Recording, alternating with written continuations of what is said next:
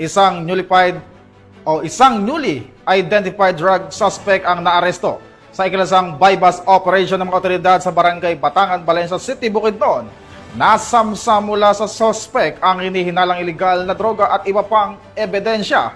Ang buong detalye ng balita mula kay Patroluman Danessa Bertos.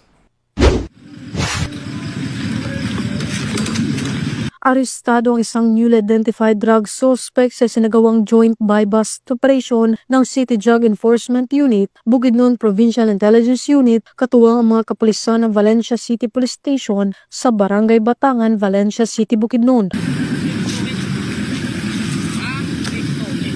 Kinilala ni Police Lieutenant Colonel Brian M. Panganiban, officer in charge ng Valencia CPS, ang drug suspect na si alias Soy Soy, 21 taong gulang, lalaki, isang laborer at residente ng Barangay Mailag, Valencia City, Bukidnon.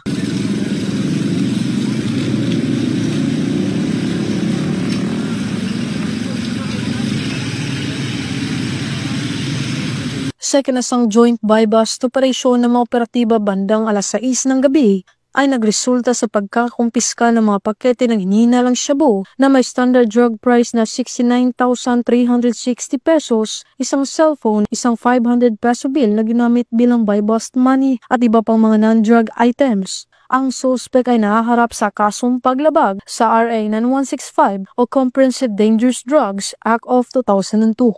Mula dito sa Camp Capistrano, Gusa, Cagayan de Oro City, ako ang inyong Police News Network correspondent, Patrolwoman Danessa Bertos, alagad ng batas, tagataguyod ng Balitang Pulis.